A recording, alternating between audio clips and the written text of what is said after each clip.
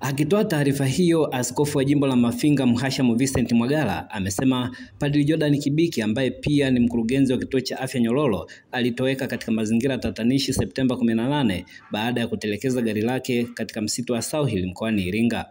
Na sasa baada ya uchunguzi wa kitabibu ambao nitausemea hapa chini, tunaweza kusema alikuwa na unyongefu. Kiingereza chake ni depression.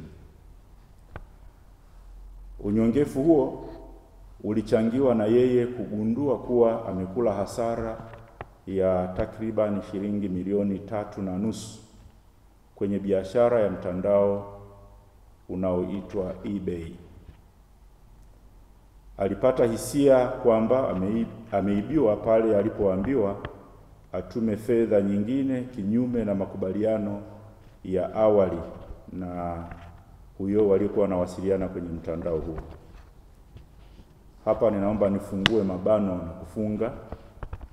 Lengo letu si kuituhumu kampuni ya eBay kwamba ni kampuni ya wezi, kwa sababu baada ya kufuatilia tumeona ni kampuni ambayo imesajiliwa kihalali kabisa huko Marekani na inafanya kazi za biashara mtandaoni. Amesema baada ya kufanya malipo ya shilingi milioni 3.5 kwenye kampuni hiyo ya mtandaoni ndipo alipogundua kuwa alikuwa ametapeliwa.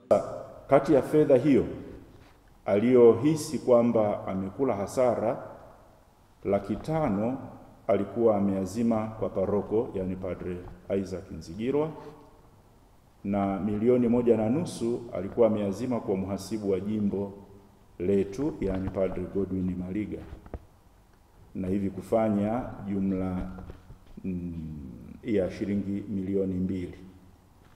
Kwa hivi inaonekana kwenye transaction zake huko eBay zilikwenda milioni 3.5, kwa maana ya milioni 1.5 ilikuwa ya kwake yeye mwenyewe. Hivi mnaweza kuona kuwa kwa kweli hakuwa na madeni makubwa hivi ambayo katika hali ya kawaida na kwa mtu mwenye afya ya akili ya kawaida yangemfanya atelekeze porini gari ya shilingi milioni 25. Awali jeshi la polisi mkoani Iringa lilitoa taarifa ya kumshikilia padri huyo kwa makosa mawili ikiwemo kujiteka na pia kutoa taarifa za uongo mtandaoni, hivyo kuzusha taharuki kwa jamii.